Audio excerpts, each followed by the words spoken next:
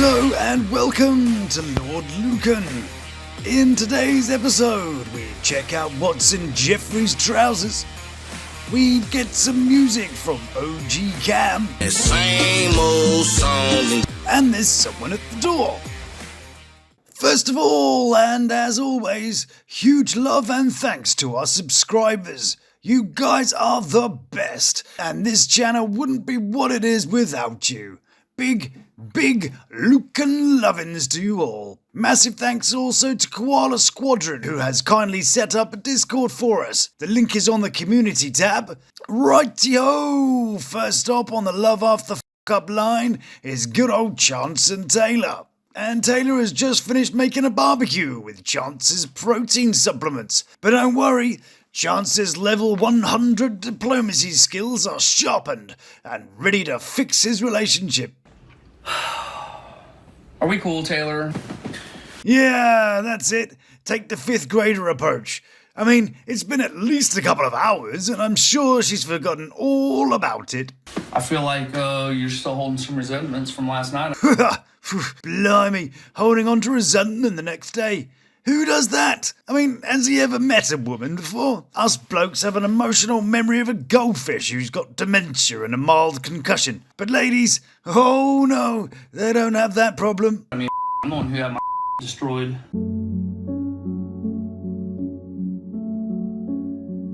But Chance still can't quite grasp the idea that the bullshit snowball he's been rolling down her hill may be a factor in whether she believes him or not. The message is simply some stupid about her dad or her work. Yeah, sure it is. Not even your mouth can get its head around that little dose of bull poop. It's okay. Shh, calm down, dearest. We believe you. Have you noticed that Chance is rocking a kind of Mel Gibson vibe? You know, but without, the booze and Jews and stuff. Message. Ah, the old long day at work thing. Sure. Is that the long day at work you do till about midday, then head to casino? Yeah, that must be backbreaking. Yes, I can definitely smell shite. And of course, why keep a perfectly innocent message when you can just show your missus and allay any fears she had? Yeah, that face will convince her. We're good? Yeah. Alright, come give me a hug. Nope. Cause that 2-second conversation has healed everything. Well done, Chance. That level 0 charm offensive worked wonders. Well then, enough of that. Let's go see what Jeffrey Dahmer and his hair and Discount Keira Knightley are up to. Have you ever noticed that we never see the back of Jeffrey's head? Well, you lucky people, today we do. When I went to the jewelry store, we kind of like went. Wow, thinner than his excuses to avoid telling her the truth. Haha, yeah, crappy joke. Back through the birds and the bees talk a little bit. Notice Jeffrey says again. So she's put her daughter through that horror show before. Good parenting, Keira. Jeffrey then shows us how to tell someone you want to marry them without telling them you want to marry them. So, do you want to marry me? I can see myself with you. Good job, Jeffrey. Then Discount Keira gives us a lesson in how to contradict yourself with a single sentence. I don't want to rush into anything, but if Blaine said, will you marry me today? I'd be like, hell yes. Yeah, he and his hair are totally marriage material. The fact he hides things away is totally not an issue at all. So Jeffrey sets about trying to send Discount Keira off to do anything else but pay attention to his little secret. And he's still checking out her bum. It's been a long day, yeah? Bless him. The words candy, kid, and store spring to mind, really, don't they? Anyway, he gets out his little book of distraction and tries his best. Why don't you go take you a shower or something like that and get some hot water and relax? I was actually thinking about possibly maybe going riding a dirt bike for a little bit. Because I need some wind therapy. But Discount Keira is having none of it and wants this handsome specimen. As far as you need them, girl. No, it's not. Look, Take your clothes off. What is wrong You don't with need you? my legs. You just, you know what you need. It's artistic license. It's willing suspension of disbelief. Well, I'm not having anyone staring in disbelief at my willy suspension. What is this? Angle is monitor. this? What is this? It's an angle monitor. Well then, I wonder if this is the correct time he's been waiting for. Because he wanted to show how much he was being a big boy now. But Discount Kira isn't interested in his big boy anymore, and we'll find out what happens later. But in the meantime, we'll skip merrily over to Florida to meet this person. Yeah, I've got no idea who she is, or this guy. How are you doing? So I shall call them who and why. As in, who the hell are you and why do I care? Who then takes her kids to yoga, where we actually see some parenting going on. Mommy's really proud of you. You're doing great out here, huh? And while Who is busy being a mum, why, or the tanned Ming the Merciless, gets a beer and pulls an old woman. It's Puerto Rican, honey. It's Puerto Rican. I've come to talk with you again.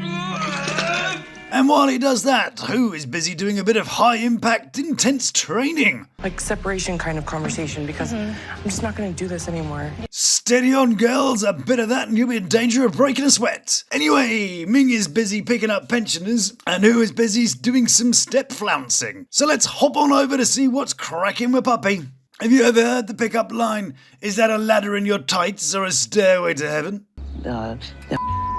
No, it's just a ladder. So, Captain Wow and Puppy are heading home and it totally isn't awkward at all. And Captain Wow says something, about something. Crazy.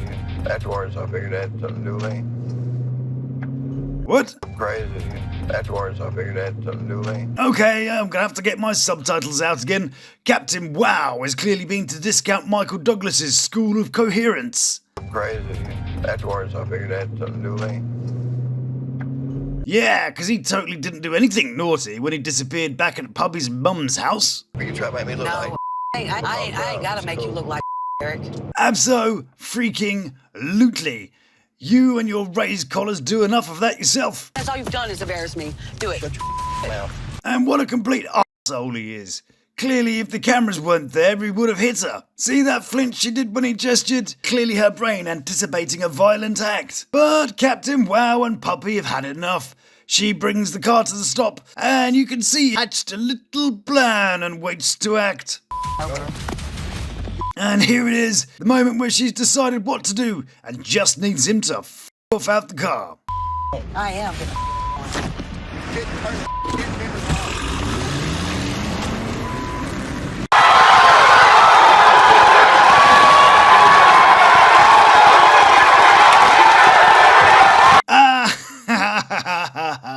Serves you right, dickhead.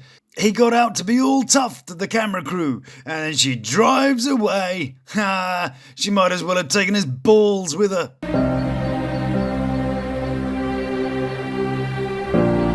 Actually, he doesn't deserve that sad music. Let's do that again. Yeah, that's better. Anywho, from one clown show to another. Let's see how long Chance can go without telling a porcupine or do something.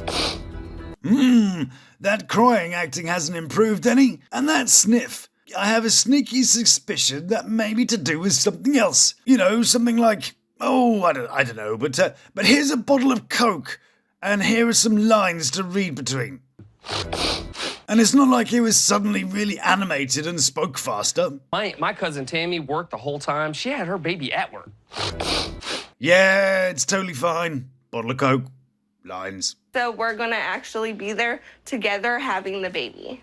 You act like that so hard. I don't know what all the fuss is about. I had a lovely time when my daughter was being born. Anyway, there's a knock at the door and we're left in suspense while we go and see what's going on in Florida with Aris and OG Kam. Cameron's plans for today is to definitely get a job. Ooh, a job. Sounds good. Then he can contribute to the family and show Aris that he's committed to keeping his words. Let's see how he's getting on. Yeah, good job, Kam. Hang on a second. Doesn't that song sound a lot like this one? And hang on a second. Doesn't this I could chop from down the block. sound a lot like this? I've been chasing at the nuts. Wow, the O in OG clearly stands for the word originality. And have you heard this song called Selena? It's all for you. So fuck these niggas that be singing that same old song. Yeah, that's well good. Have a sticker for taking part. Right, enough of that. Aris is getting well annoyed because Mr. Big Deal Rapper isn't picking up the phone. So much so that she's starting to twitch. Get a change of clothes? She even caught herself doing it and gave a little look at the end. But as the day goes on, you can hear her blood pressure starting to rise. Your call has been forwarded to an automated voice message. And at the studio, the guy seems to be impressed. That's Spotify playlist radio right there, bro. That's... Ooh, Spotify. You mean I could be good enough to go on that free website, on a playlist that's free to create? Wow, check out Mr. Big Time. But what the hell is going on with this guy's hair? It's like the barber cut the back too short, but decided to leave those front bits a bit longer so he couldn't tell what was wrong. So, Vic, what would you say if you totally wanted to insult the people that you work with? Comparing Cam to the rest of the guys that I work with within the city who are, you know, bigwigs, I think it's easy enough for Cam to just do what he wants to do. Yeah, good job, Vic. They'll be back after that, I'm sure. Hang on a second. Isn't this Sweet 16 recording studio in Westbush Boulevard the one that's $16 an hour? I bet these people that have recorded there are really pleased about what Vic said. I wonder if Vic got his hair done here at Salon Spice. Anyway, Cam's had a lovely day. Aris is going to be serving up busted balls for dinner. Your call has been forwarded to an automated voice messaging system. And we're going to take a spoonful of sugar to help the bullshit go down as we head back to Chance and Tayler to see who the hell's at the door.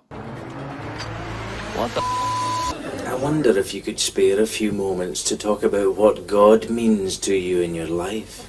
It's Taylor's twin sister, who has some new life plans, but says... What are you doing here? Mom told me that you were getting induced and I wasn't gonna miss it.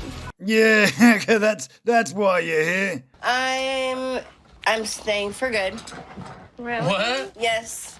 Oh, where at? I'm staying. Loosely translated as... Holy shit, you better not be staying here. But Bobby makes up some kind of excuses as she goes along. And I left the relationship that I was in, and I want to be able to spend a lot of time with Mason before I decide if I'm gonna move back up there. Ah, I see. You split up from your person, got back on the old cheeky, and you want to make a bond with Mason before you leave again.